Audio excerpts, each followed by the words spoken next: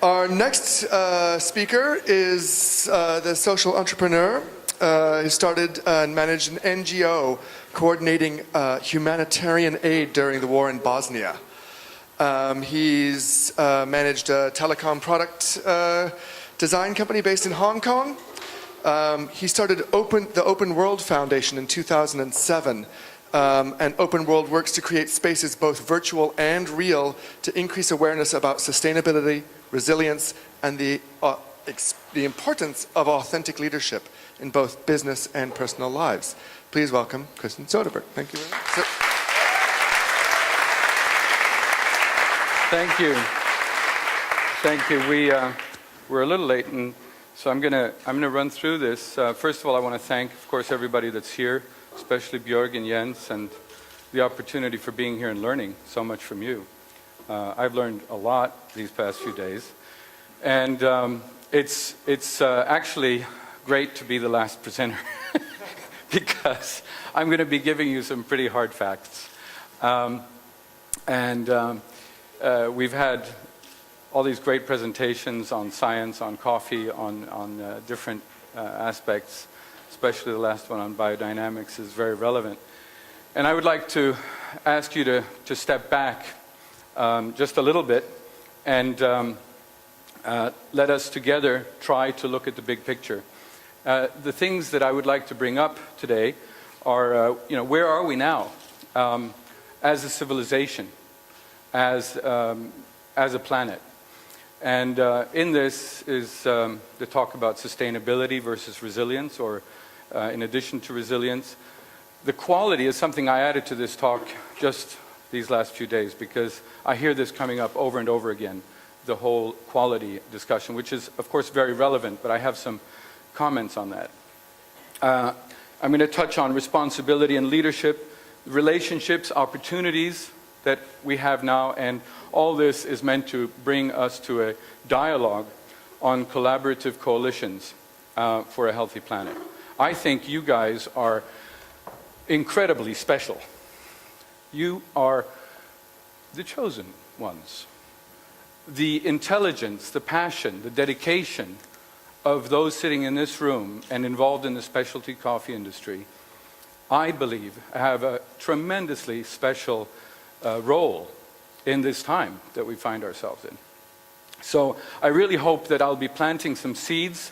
I'll be lighting some fires, perhaps, but most of all, starting a dialogue around these things. So, to do this, of course, Frank Zappa said, minds are like parachutes. They only function when open. So I'd like to ask you to keep this openness on these things and not discard it, but ask yourself, is there something in this for me? Is there something that I can find and look further into and create connections? And like I said, specialty coffee in the world, I mean, you guys have been making choices. You're already there. You made choices to go onto a path that was less traveled. You made choices that involved building relationships, telling stories, and providing alternatives to consumers. And in that job, you opened up the minds of others.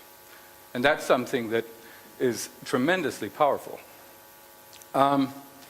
You probably recognize this picture. It was the first picture taken of the Earth. William Anders took it from Apollo 8 on Christmas Eve on 1968. And it was the first time humanity was able to see our planet from a different perspective. And it's said that this picture actually started the environmental movement. What we see is the biosphere floating in space above the lunar surface. And this is the biosphere. You can actually compare it to an egg. If you think of an egg and the shell of an egg, that's about the ratio that we have of our atmosphere around the planet. That's what is the difference between life on Earth and a planet like Saturn or Mars, where there is no life. So it's something that we should be well aware of. Another biosphere, this was an experiment made by the Global Ecotechnics Institute, led by John Allen. And this was in 1993, they built the Biosphere 2. And it was an experiment, very controversial at the time. But one of the bionauts, Mark Nelson, later wrote that to live inside that system and to actually feel it in your body was an amazing experience. Your body understood that you shouldn't damage the plants. It was inconceivable, and you didn't need to be reminded. This system, this closed system, was more hermetically sealed than the space stations orbiting Earth at the present time. They had sensors that were so advanced that they pick up absolutely everything. And somewhere through this period of 2 years, they discovered a noxious substance, a poisonous substance in the Biosphere 2. And it took them weeks to find out, but it was actually a tube of glue that had been left without its cap on that posed a threat to the livelihood of those 8 bionauts. So if that Earth's biosphere system was so sensitive, what does that translate to what we're doing to the planet today?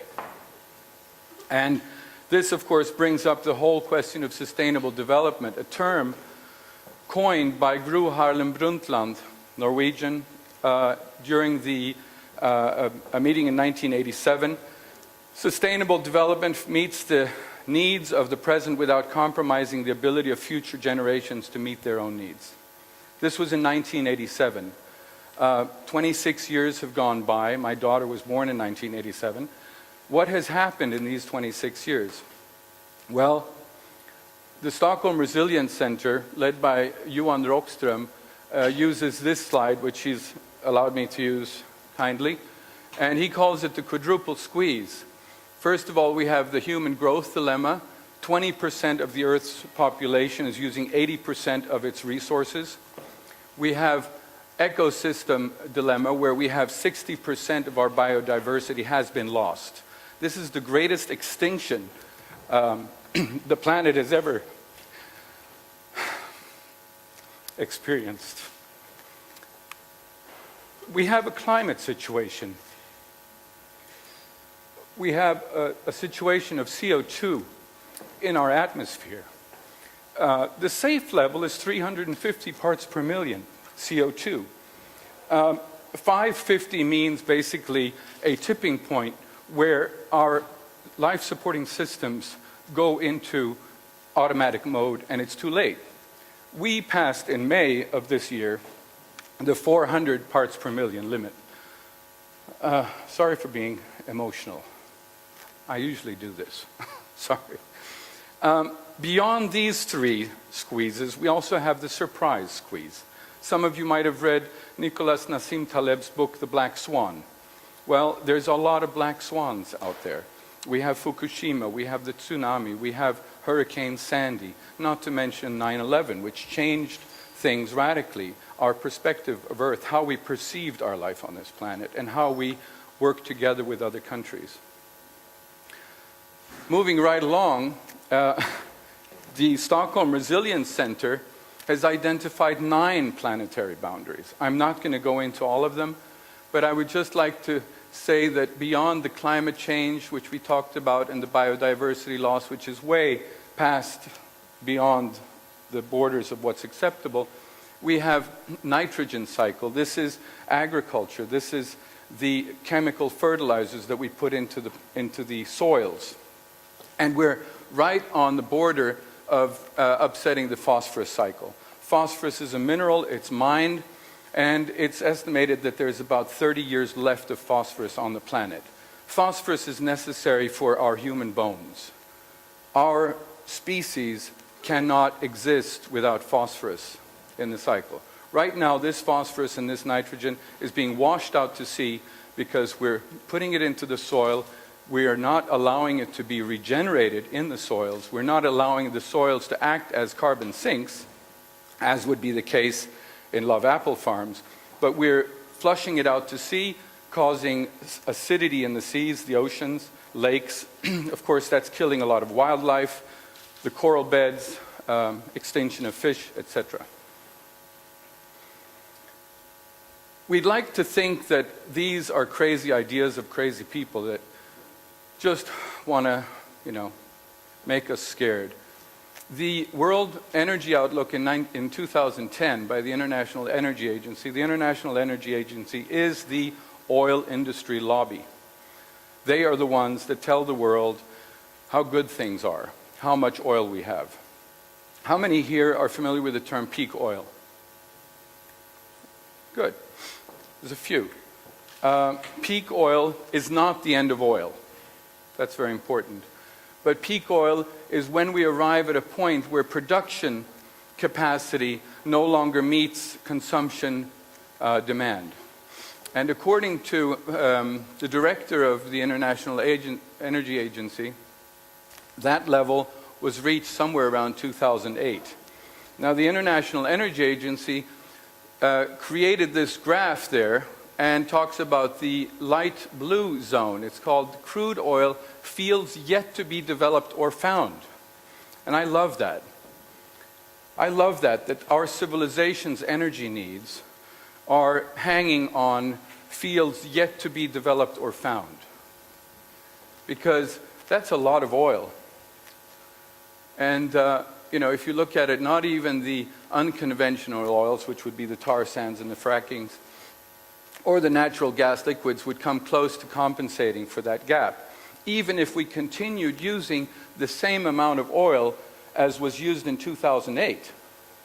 And as we know, populations are increasing, use of oil is increasing. In this next slide, that becomes even more evident.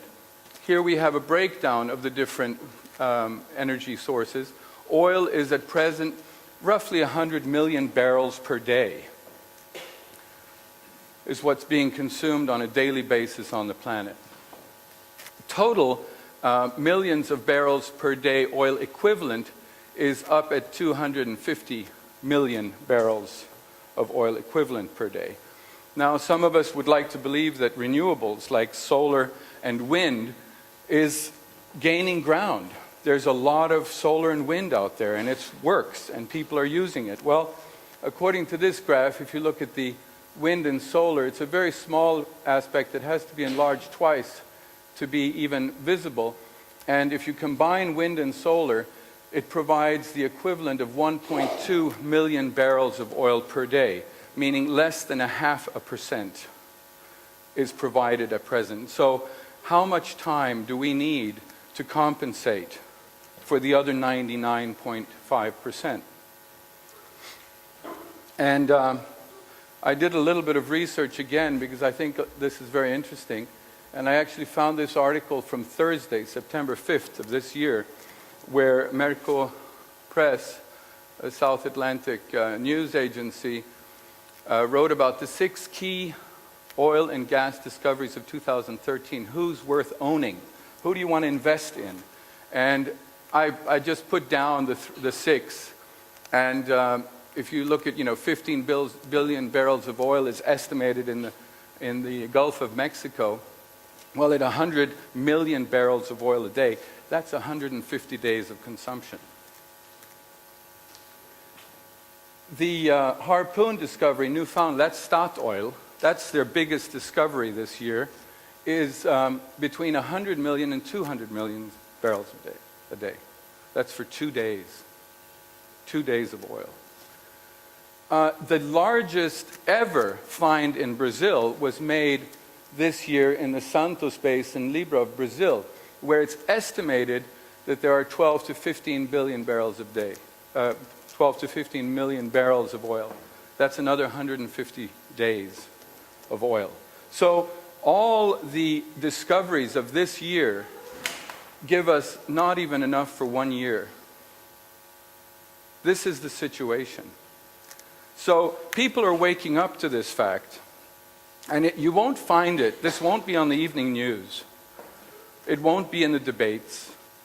But people are waking up, and the IMF, the International Monetary Fund, just came out with a study about peak oil could do serious damage to the global economy. In the end of this article, the IMF authors say it's quite possible that a decent-sized decline in oil production could have dramatic effects that could prove very, very difficult for the world to adjust to. I think, in the words of Washington Post and the IMF, that's pretty strong language. Another article talks about the carbon bubble will plunge the world into another financial crisis. Of course, we have, on the one hand, we have what we're taking out of the Earth, which has taken 4.5 billion years to accumulate under the Earth's core. On the other hand, we have what we've put into the atmosphere, and which is making that atmosphere no longer breathable to humans, which is making life on this planet no longer livable. So we have a double problem here. So we could say, well, we have to pump up more oil to get this economy going and keep it growing, but we also have to say, well, what are we going to do with it? We need to get it back down into the ground. And here is where The Guardian says trillions of dollars at risk as stock markets inflate value of fossil fuels that may have to remain buried forever, because if atmospheric carbon dioxide has already reached 400, what kind of black swan event is going to be necessary for governments to forbid the extraction of fossil fuels? And where will that leave the world economy? So my question at this point, is sustainability an issue? Is it something we need to even entertain the possibility of? And that's why this new word has emerged in these circles, and that's resilience. The capacity of a system to continually change and adapt, yet remain within critical thresholds. So we are now officially in an age of resilience. It's not about how much more money we can make.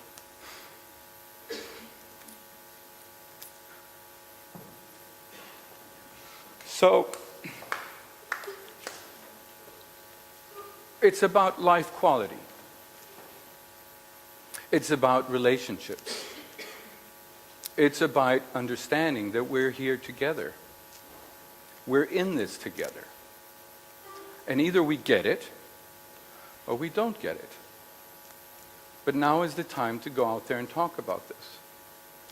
And the thing is that coffee, you know, there's 140 million tons of this stuff sold every year.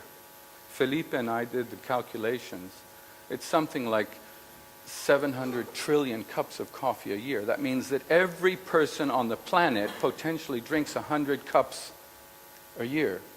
That means that you guys have the opportunity to tell this story 100 times a year to everybody on the planet. Do you realize how important you are? So, anyways, Lloyd's, they know this. The International Monetary Fund knows this. The World Economic Forum, often blamed for being the Illuminati, the Bilderbergs, the New World Order. Hey, they get it.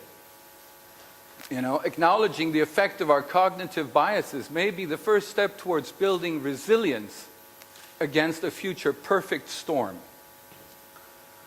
Economic and environmental challenges. So, let's look at the brighter side of things, shall we? The sun provides life on Earth. You see the little dot down on the left-hand corner? That's Earth. This is to scale. Now, if we don't think that the sun is influencing this planet, then we need to look at this picture. Even though it's 150 million kilometers away, one of those flares can wipe out our whole electronic, internet, all of our communications could be wiped out by one of those flares. And solar activity is increasing. This brings up something that I'm really not going to go into, but I just want to plant the idea that, you know, everybody's talking about CO2 levels have to come down so we can prevent global warming? Well, there's increasing research that those two are two separate things. We need to bring down CO2, there's no question. But global warming might be just part of a cyclical development of the planetary systems. And there's lots of research that supports this. So, you know, I just think it's a little dangerous to go out and say, well, we're going to reduce the CO2 so that we can keep the global warming down. We might not be able to do that, but that doesn't change the fact that we still need to reduce CO2. Questions? What does this have to do with coffee? Well, it has a few things. Do you agree? I think it has something to do with everything. I am a leadership consultant. I go up to companies. I talk to them. I say, look, it's not about CSR. It's not about corporate social responsibility. This is part of your survival. Do you want to be around in 5 years or 10 years or 20 years? You have to make your company mission to protect, support, engage in saving humanity from itself. The planet's fine. It's us that we have to be worried about. So it's not about corporate social responsibility, it's about corporate social strategy. What is going to be our strategy? I'm talking to an airline in Brazil and I say, you guys, your business is about doing good things for the planet. You might do it by selling airplane seats. So what I'm saying to you is, the business of the coffee industry is, one, to create awareness for a more sustainable lifestyle. And two, to do this by serving an absolutely incredibly delicious, wonderful, sustainably grown, fair-traded, organic, biodynamic cup of coffee. Because coffee is what people like to meet over. Now this is going to take leadership, a lot of leadership. And I love this formula. It's P is equal to small p minus I. Comes from Timothy Galway in his book, The Inner Game. Has anybody read The Inner Game? He was like one of the biggest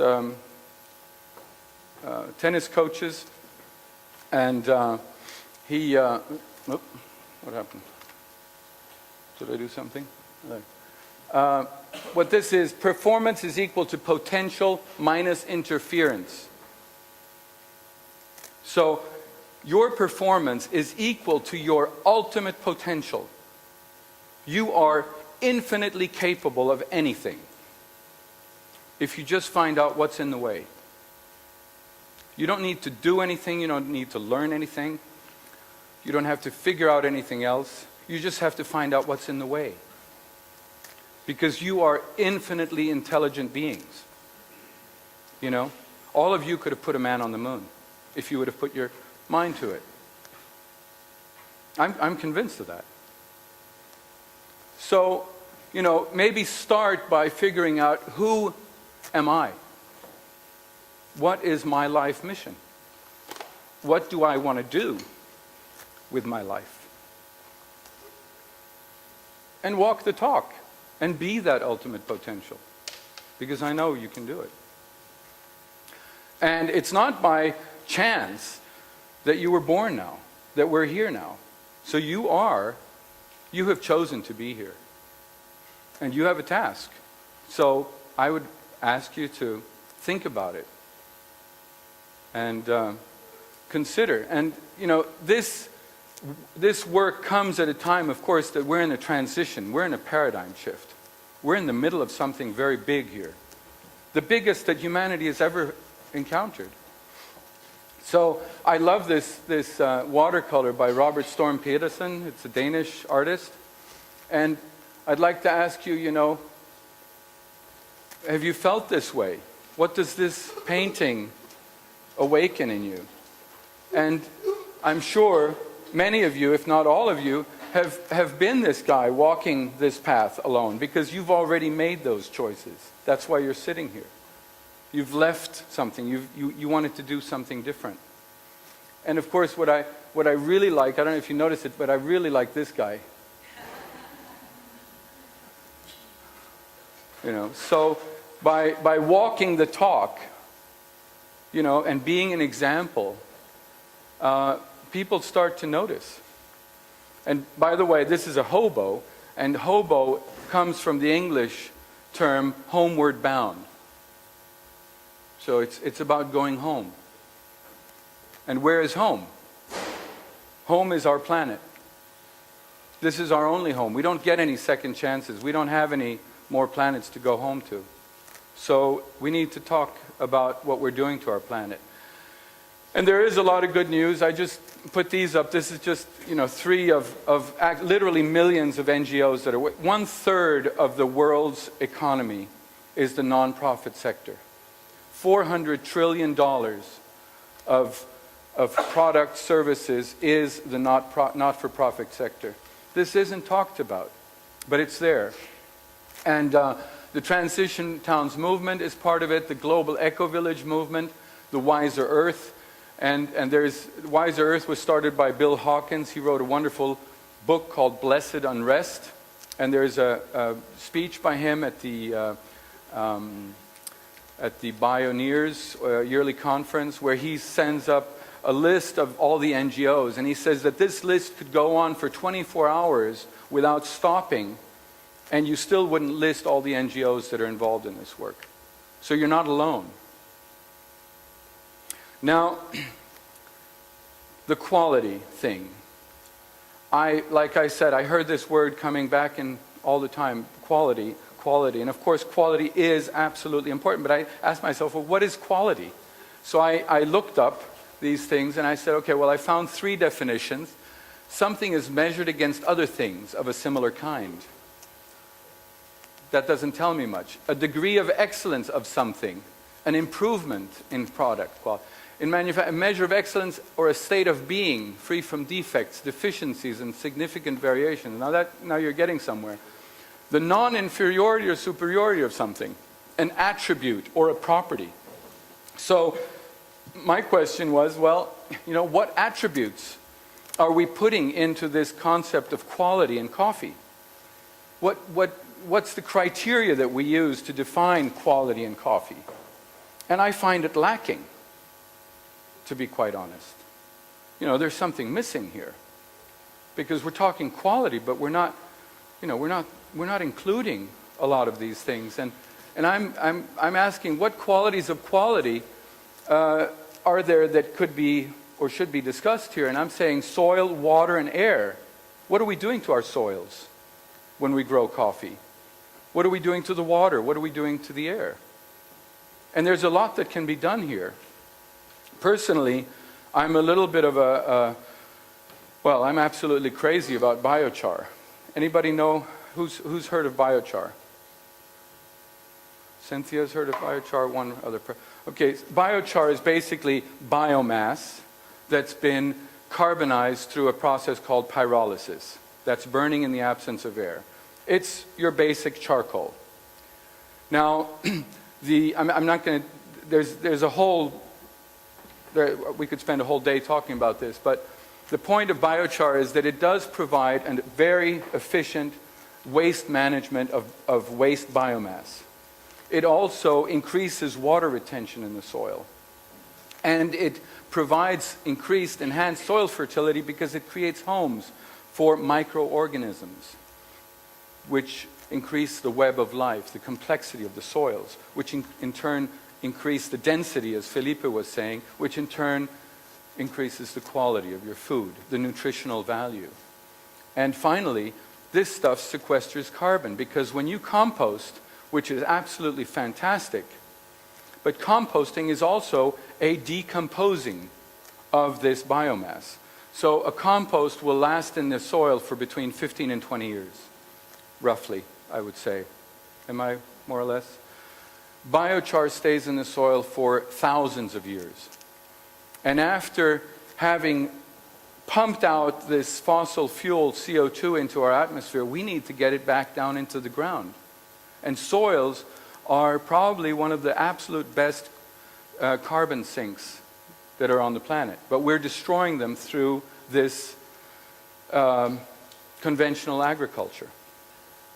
Another thing, what can we do for water? Well, we can plant trees, and we need to plant trees. We need to plant lots of trees. And these two pictures are from Fazenda Ambiental Fortaleza. Is Felipe here? There you are. Felipe started this work. We received a small grant in 2009, and we designed this project together with Fazenda Ambiental Fortaleza. I'm going to talk more about it later, but it's that thin little stretch there that you see in the middle of the upper picture. And now, 4 years later, there's trees, there's wildlife, there's a lot of things happening. It's taking longer than we thought, but it's happening. And Fazenda Ambiental Fortaleza are doing an amazing job at keeping it alive. And I would imagine some of you here have even been there and planted trees. Is there anybody here that's been? Ah, see? Very good. Then there's another part, you know, electric cars. That was a long time, that was several years ago. This is our cafe in Stockholm. It's the Open World Cafe. I'm not involved in it anymore operationally, but it's one of the places we have as a partnership to engage in this dialogue about leadership and sustainability. And Jens from Denmark, who is the Tesla representative, Tesla electric car representative in Denmark, he came up to the Open World Cafe and we offered rides for €100, and that money went to replanting a rainforest. So he came up and we had the Brazilian ambassador and we had several other people come and take a 10-minute ride as a fundraiser for the Open World Foundation and its project in Brazil. But there's a lot of other electrical cars.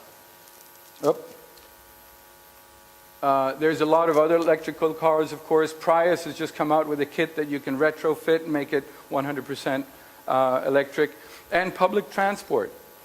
So this lowers costs considerably and lowers the emissions.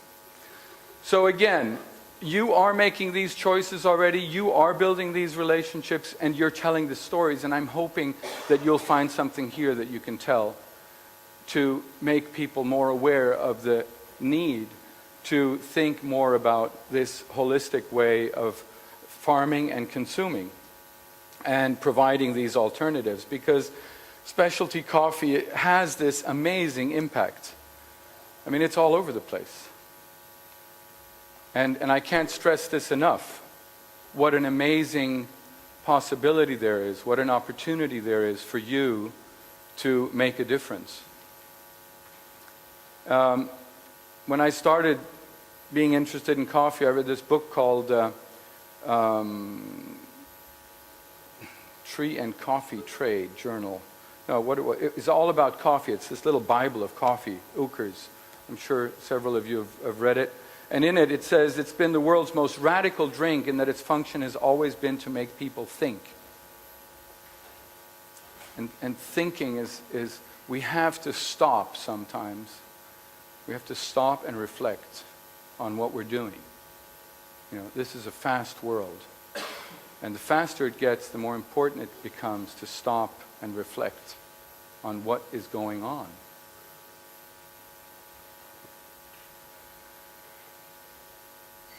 Is the destruction of the planet the price we have to pay for a healthy economy? Is that our attitude? Well, it's responsibility, courage, leadership. It's a healthy planet, healthy people, healthy profits. I'm going to show you a short clip here. Anybody recognize this formula? It's the Nash Equilibrium. John Nash won the Nobel Prize of Economics in 1994. He was a paranoid schizophrenic genius, and he was portrayed in the movie A Beautiful Mind. So I'd just like to look at this. It's 2 minutes long. Oop. Can we get the sound up, perhaps?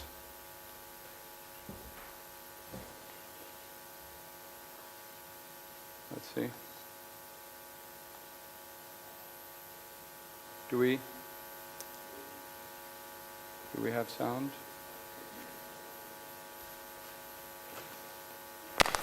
Oh, this one. Yeah. Great. There.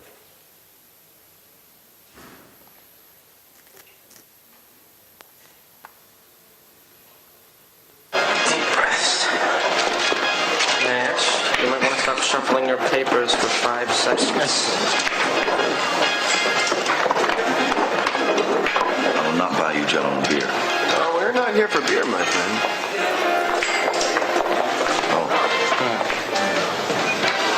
Anyone else feel she should be moving in slow motion? Will she want a large wedding, you think? Should we say swords, gentlemen? Pistols at dawn? Have you remembered nothing? Recall the lessons of Adam Smith, the father of modern economics. In competition, individual ambition serves the common good. Exactly. Every man for himself, gentlemen. Yeah, and those who strike out are stuck with their friends. I'm not going to strike out. You can lead a blonde to water, but you can't make her drink. I don't think you said All that. right, nobody move. She's looking over again. Right, she's looking at Nash. Oh, God. All right, he may have the upper hand now, but wait until he opens his mouth. Remember the last time? Oh, yes, that was the history book.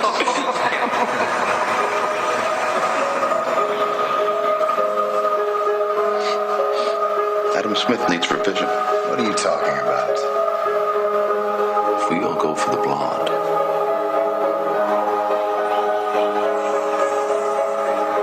we block each other. Not a single one of us is going to get her. So then we go for her friends. But they will all give us the cold shoulder because nobody likes to be second choice. Well, what if no one goes for the blonde?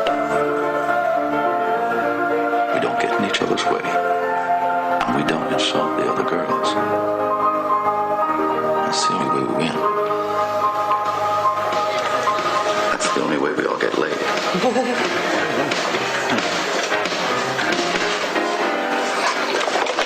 Adam Smith said the best result comes from everyone in the group doing what's best for himself, right? That's what he said, that's right? Incomplete. Incomplete. Okay? Because the best result would come from everyone in the group doing what's best for himself and the group. Nash, this is some way for you to get the blonde on your own. You can go to hell. Governing dynamics, gentlemen. Governing dynamics. Adam Smith. What's wrong? Yep, there we go. Careful, careful. Thank you.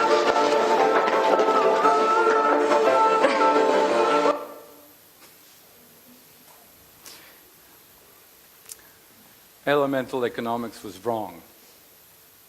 He won the economics Nobel Prize for this. It was the best result comes from everyone in the group doing what's best for himself and for the group.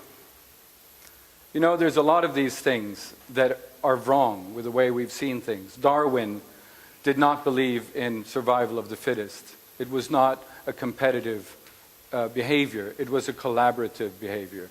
Newton explained classical physics, which has now been superseded by quantum physics. And economics can be revised. And this is what collaborative coalition is about. So in my final moments, since I'm already over time, here's what this land looked like when we started it in 2009. As you can see, it's basically brush, and this is Brazilian brush, it's elephant grass, it's 2 to 4 meters high. No tree will ever come out of this elephant grass. It smothers anything that comes out. On the 29th of November 2009, about 60 people showed up to plant the first 750 trees. We were finished in about 45 minutes. And afterwards, there was a party at Fazenda Ambiental Fortaleza where all these people were invited to meet and join. I was there in April of this year. Those trees are now about 4 meters high. But what's more important, the grass under it is about 10 days old. So this is the work that Fazenda Ambiental Fortaleza, what Felipe was talking earlier today, in the tropics, grass grows very fast. And that's great if you have cattle. But if you want to grow coffee or if you want to grow trees and create shade and replant the rainforest, it's a lot of manual labor. During this trip, we met with the 6 neighboring farms and defined a collaborative coalition. These 6 farms are now working towards more sustainable agricultural practices, developing products, developing markets, bringing these to the markets. And a piece of land has been defined, which we're raising funds to purchase and it's right in the middle of the 6 farms, and the project is called the Open World Institute Grande Natureza. Above you see the view, and below is the architectural rendering of what it would look like with an institute of 450 square meters, in addition with 20 sustainably built, locally materials and all the rest of it in the same place. So it ends up with that we know that this is the way that coffee is grown to supply those 144 million tons per year. And it will probably have to continue to do so, but we need to find something that bridges this conventional farming with shade grown on an organic farm. And the question becomes, are we at a tipping point or are we at a turning point? And the question is organic, is it a choice or a necessity? And that's something I will have to ask you to consider again. And of course, I'd be happy to continue this dialogue as much as possible with you. So thank you very much.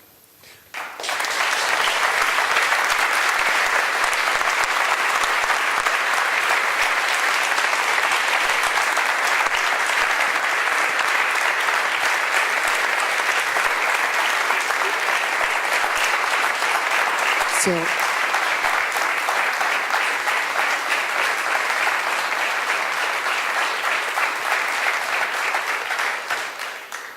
it would just be such a shame not to have a couple of questions asked.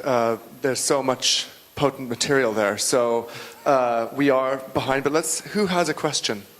Who wants to pose a question there? It's pretty powerful stuff. Are we all cowed? I hope I didn't scare you away. Yeah, I mean, that's what I was worrying about here. Somebody?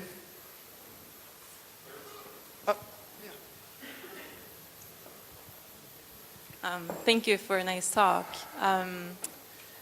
More than a question, I also just want to bring to the table, I work and live in East Africa. I work with smallholder farmers exporting coffee, and my company also grows coffee, and we buy coffee from smallholder farmers. And I really liked your talk, and I love the talk from Love Apple Farms as well.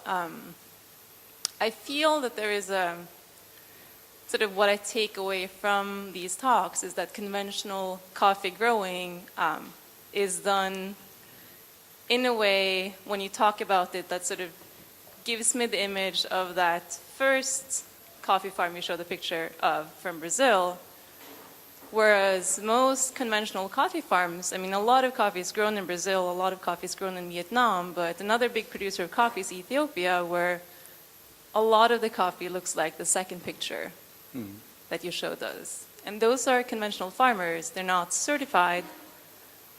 We for sure use a lot of fertilizers and pesticides, unfortunately, in Africa. But these are very, very poor farmers. They are some of the poorest people in the world.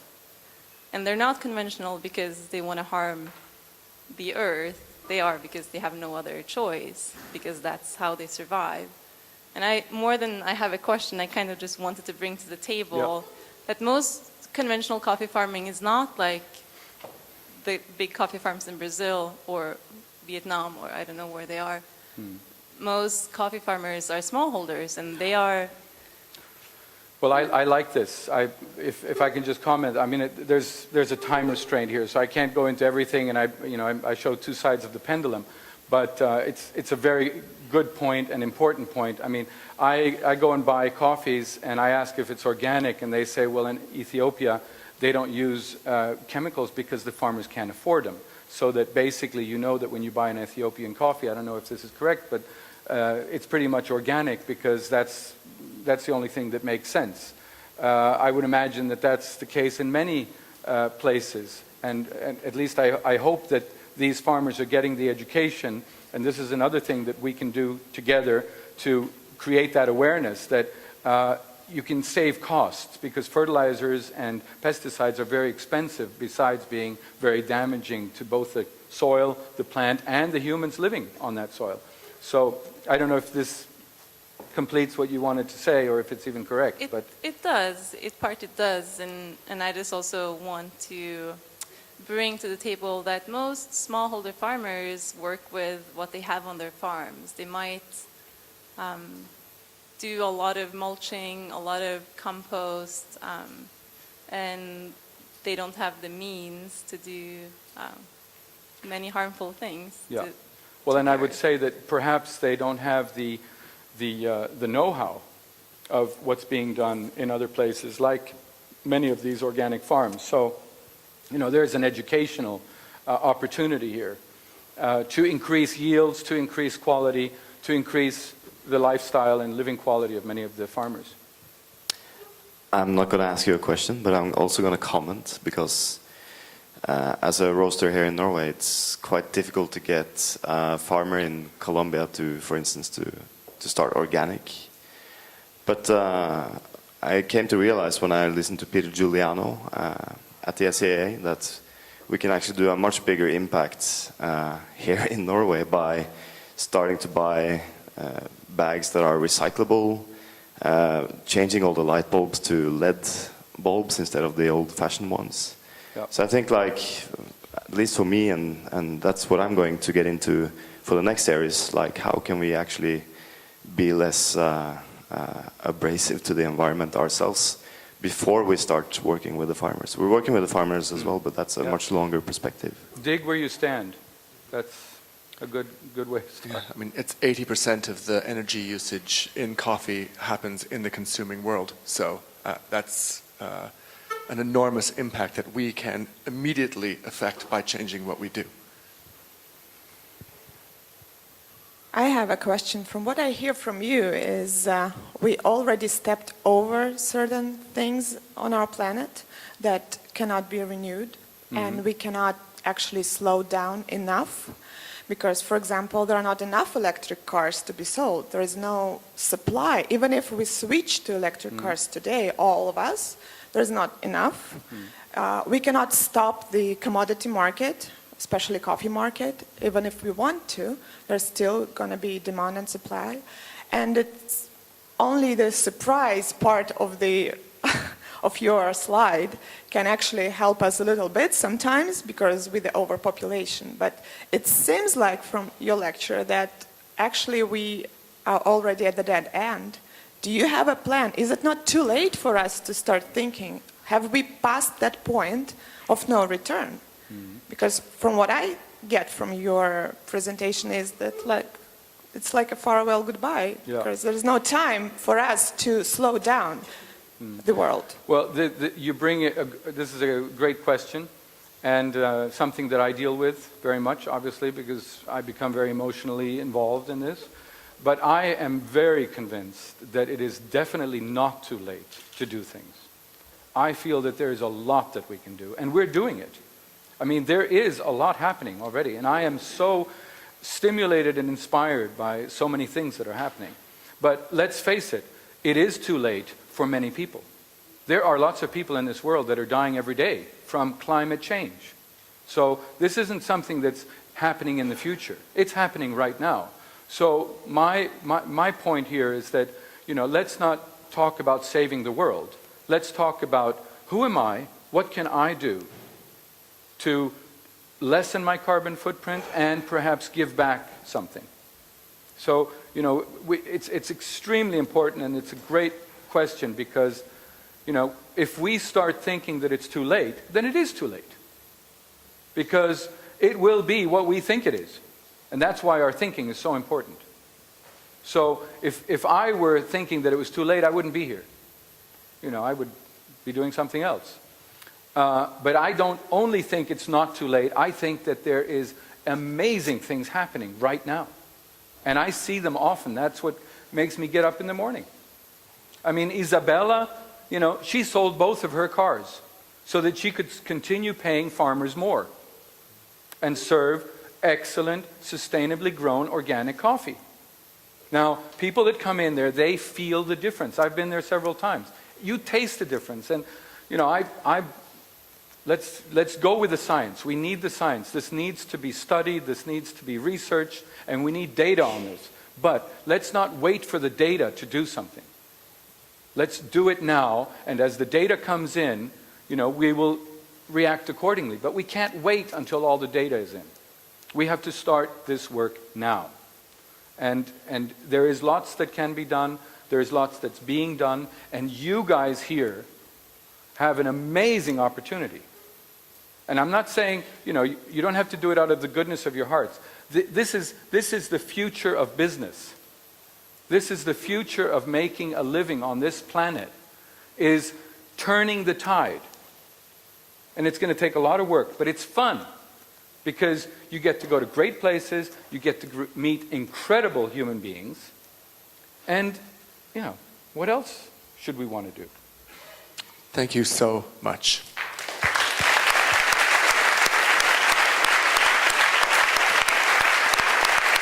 Thank you. Thank you. Thank you. Thank you.